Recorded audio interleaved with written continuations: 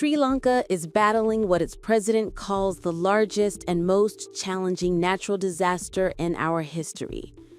Cyclone Ditwah has unleashed a scale of destruction the island nation says it has never seen before.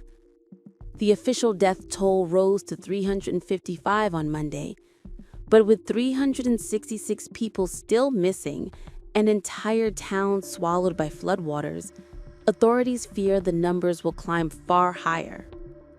The cyclone has moved past Sri Lanka and is now pounding India's southern coast, but the danger at home is far from over.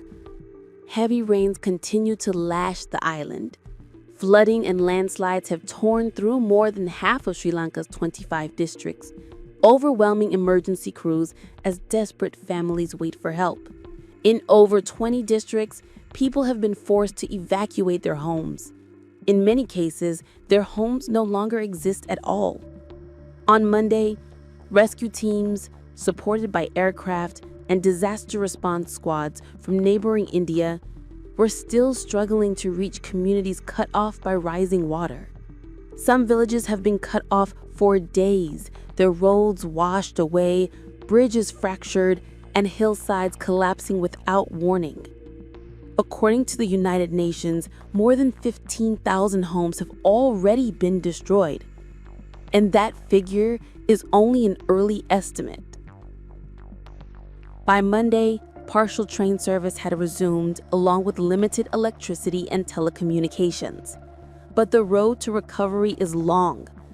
At least 10 bridges are damaged, more than 200 major roads remain impassable, and in large sections of the island, clean drinking water is dangerously scarce. Some of the worst devastation struck on Sunday in Badulla, Kandy, Nuwara Eliya, and Matale, districts home to some of Sri Lanka's most economically marginalized people. Images from these areas are heartbreaking. Colonial-era line rooms, the cramped housing built 2 centuries ago for Malaya Tamil plantation workers, were crushed as saturated hillsides gave way, entire families buried under earth and debris. These are communities already living on the edge, now pushed into a new humanitarian crisis. President Anurukumara Dissanayake declared a nationwide state of emergency over the weekend and issued an urgent plea for international assistance. In a televised address, he warned that the nation was suffering from end to end, calling rescue and relief operations a highly challenging exercise that must be conquered. President Dissanayake says the estimated scale of destruction is severe.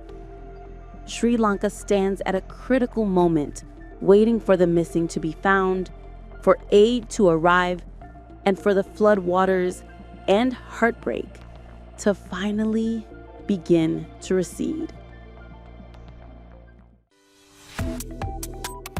Subscribe to OneIndia and never miss an update.